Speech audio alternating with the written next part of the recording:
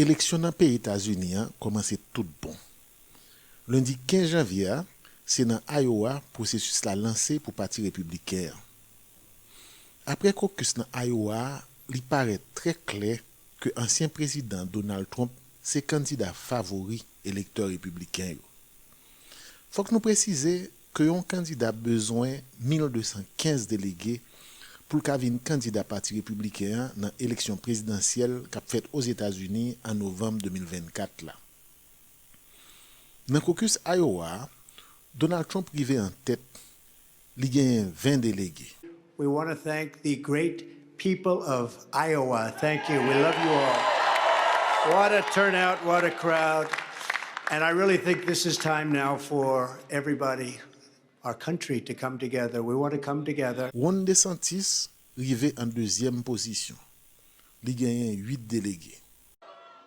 But they were just so excited about the fact that they were predicting that we wouldn't be able to get our ticket punched here out of Iowa. But I can tell you, because of your support, in spite of all of that they threw at us, everyone against us, we've got our ticket punched out of Iowa.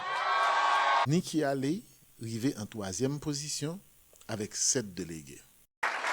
At one point in this campaign, there were 14 of us running. I was at 2% in the polls. But tonight, Iowa did what Iowa always does so well. Candidat qui arrive en quatrième position, c'est Vivek Ramaswamy. Il gagne 3 délégués, mais il a tout abandonné campagne dans la nuit 15 janvier. And I wanted to make a couple of announcements tonight to get the business out of the way. And then I want to tell you where we're going. As of this moment, we are going to suspend this presidential campaign.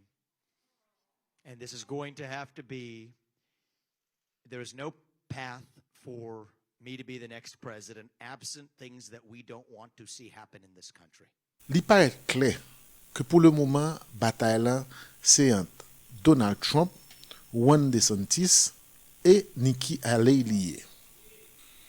Prochain événement dans le processus ça, c'est pour le 23 janvier dans l'État New Hampshire.